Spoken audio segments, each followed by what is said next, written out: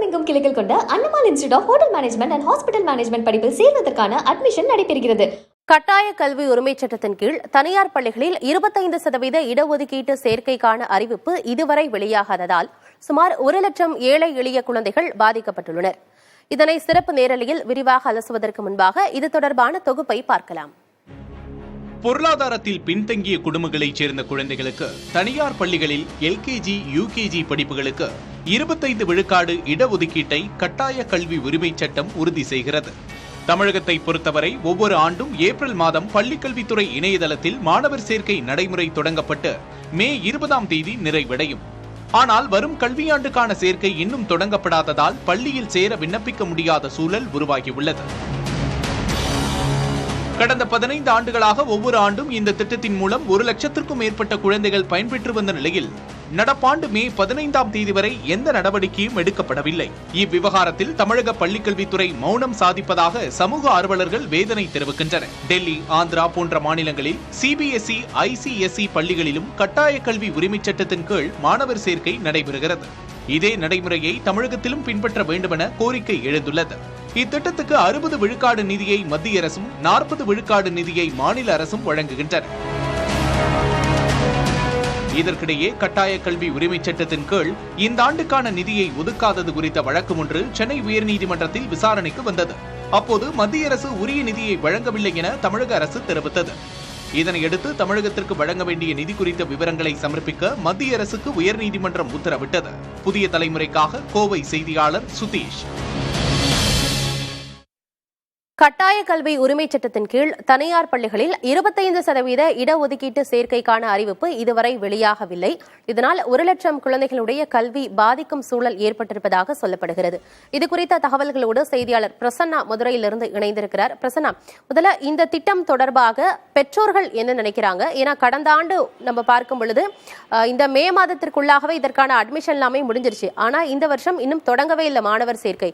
இது குறித்து பெற்றோர்கள் என்ன சொல்றாங்க? என்ன பாதிப்புகளுக்கு உள்ளாகக்கூடிய நிலைமை இருக்குன்னு சொல்றாங்க?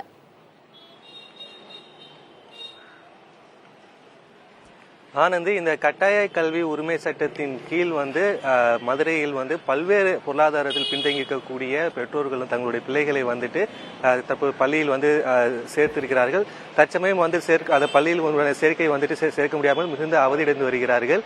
அந்த வகையில் மதுரை ஆரப்பாளையம் பகுதியை சார்ந்த ஆட்டோ ஓட்டுநர் பாலா அப்படின்றவர் அவருடைய 2 பிள்ளைகளை இப்போது அதுவும் அவருடைய மூத்த பிள்ளையை அந்த ஆர்டிஐ மூலியமா ஒரு தனியார் பள்ளியில் சேர்த்திருக்காரு. அந்த பிள்ளை தற்பொழுது போதுமான நிதி கிடைக்காத ஒரு பட்சத்தில் அந்த பெற்றோரே நிதி கொடுக்கணும், அதுக்குண்டான ஃபீஸை உடனடியாக கட்டணும்ன்ற நிர்பந்தம் தொடர்ச்சியாக ஸ்கூல் தரப்புல அழுத்தம் வந்திருக்கு. அதனால அந்த குழந்தைய அந்த தனியார் பள்ளியிலிருந்து நிறுத்தி தற்சமயம் அரசு பள்ளியில சேர்த்திருக்காரு. அதுடைய 2வது குழந்தைக்கு முதல் குழந்தைக்கு தான் நம்மளால பண்ண முடியல. இப்போ 2வது குழந்தைய மறுபடியும் நம்ம ஆர்டிஐல படிக்க வைக்கலான்ற விஷயத்துக்காக அவர் விண்ணப்பிக்கிறதுக்கு தற்போது காத்துட்டு இருக்காரு. அவர்கிட்ட நம்ம கேட்கலாம் அவர் என்ன மாதிரியான பொருளாதார நெருக்கடியில் இருக்காரு. ஆனா வணக்கம், இப்போ கட்டாய கல்வி உரிமை சட்டத்தின் கீழே உங்களுடைய குழந்தைய நீங்க ஸ்கூல்ல சேர்த்திருந்தீங்க. இப்போ ஸ்கூல்ல இருந்து நீங்க நிறுத்தி இப்போ மறுபடியும் இந்த வருஷம் அரசு பள்ளிக்கு கொண்டு வந்திருக்கீங்க. 2வது குழந்தைய மறுபடியும் இப்போ சேர்க்கணுன்ற விஷயத்துல நீங்க அவரோட இருக்கிறீங்க. என்ன காரணம் உங்களுக்கு அந்த குழந்தைய ஆர்டிஐல படிக்க வைக்கிறதுல என்ன சிக்கல்லாம் இருக்கு? என்ன மாதிரி அவங்க உங்களுக்கு சொல்றாங்க? சார், என்னுடைய பேர் பாலசுப்ரமணியம் சார். நான் ஒரு ஆட்டோ டிரைவர். ஆரப்பாளையத்தில் அன்னேந்திரா நான் குடியிருப்பில் இருக்கேன். அதாவது நான் 12th தான் படிச்சிருக்கேன். நான் எங்கள் அம்மா அப்பா குடும்ப கஷ்டம், தினக்கூலி, காசு இருந்தால் தான் படிக்க முடியும். நான் ஒரு கவர்மெண்ட் ஸ்கூலில் தான் படிச்சிருக்கேன். நான் என் பிள்ளைய அந்தமாரி இருக்கக்கூடாது, நல்லா படிக்கணும், அரசு தர அந்த மானியத்தை வச்சு நம்ம பிள்ளைய நல்லபடியாக படித்து நம்மளோட பெரிய ஆள் ஆகணும், அந்த ஒரு கனவு எல்லா பெற்றோர்களுக்கும். அதே கனவு எனக்கும் என்னுடைய மனைவிக்கு இருந்தது. என்னுடைய மக பேர் கலையரசி. அவங்க தனியார் பள்ளியில் ஆடி மூலமாக தேர்ந்தெடுத்து அந்த ஸ்கூலில் சேரும்போது சொன்னாங்க, நீங்கள் ஃபீஸ் 6000 ரூபா கட்டினா போதும், வருஷத்துக்கு ஒரு தடவை 6000 ரூபா மட்டும் கட்டினா போதும், மீதி எந்த இதுவுமே செய்ய வேணாம், உங்களுக்கு யூனிஃபார்ம்லேருந்து ட்ரெஸ் எல்லாமே யூனிஃபார்ம் புக்ஸ் எல்லாமே தந்துருவோம்னு சொல்லி சொன்னாங்க. ஆனால் அந்த ஸ்கூலில் காசை வாங்க மொதல் வருஷம் நாங்கள் ஃபஸ்ட் ஸ்டாண்டர்டுக்கு 6000 ரூபா கட்டினேன் சார். அடுத்து செகண்ட் ஸ்டாண்டர்டுக்கு என்ன செஞ்சுட்டாங்க, 13,500 கேட்டாங்க. அப்போ அந்த மேடம்கிட்ட கேட்குறேன், மேடம் எதுக்கு மேடம் இவ்வளோ காசு? ஆர்டிஐ மூலமாக தானே வந்தோம், எங்களுக்கு இலவச கல்வி தானே.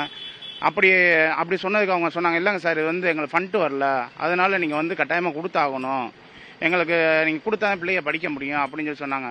இல்லைங்க மேடம், நானும் 2-3 தடவை ஆர்குமெண்ட் பண்ணேன். மேடம் இதுக்கு இலவச கல்வி தான், நீங்கள் அந்த அளவுக்கு புக்ஸும் கொடுக்கல, யூனிஃபார்மும் கொடுக்கல, பேக்கும் கொடுக்கல, ஷூவும் கொடுக்கல. ஒரே ஒரு ஸ்போர்ட்ஸ் யூனிஃபார்ம் கொடுத்தாங்க, அதுக்கும் நாங்கள் 300 ரூபா பணம் கட்டினோம். மற்ற எந்த ஒரு இதுவுமே அந்த ஸ்கூலில் தரல. எல்லாமே நாங்களாக தான் கையாசு போட்டு வாங்கின மாரி இருந்துச்சே தவிர அந்த ஸ்கூல் ஆர்டிஐ மூலமாக எங்களுக்கு எந்த ஒரு பயனுமே கிடைக்கல. செகண்ட் ஸ்டாண்டர்டுக்கு ஆர்டிஐல 13,500 ரூபான்றது வந்து இப்போ நாங்கள் பெரிய தாங்க முடியாத விஷயமா போச்சு. நம்ம கனவு இது மூலமாக பிள்ளைய படித்து நம்ம பேசாத மொழியை கூட என் பிள்ளைய பேசணும்னு நினச்சிருந்தோம். ஆனால் இந்த கனவு மொத்தமாக உடச்சிட்டாங்க. அதனால் என்னுடைய 2வது குழந்தைகளை வந்து அந்த ஸ்கூலில் சேர்க்கலான்ற ஒரு முடிவில் வரும்போது இதேமாரி தான் எல்லா ஸ்கூல்லையும் இருப்பாங்க, அந்த எல்லா ஸ்கூல்லையும் இந்த மாரி தான் இருக்கும், எங்களுக்கு சரியான இடம் கிடைக்கல. இடம் கிடைக்காதனால அதை வந்து விட்டுட்டோம். இப்போ 2வது பிள்ளையும் இந்த வேறு ஸ்கூலில் தான் சேர்த்துருக்கோம். கவர்மெண்ட் அரசு உதவி பெறும் பள்ளியில் தான் நாங்கள் சேர்த்துருக்கோம்.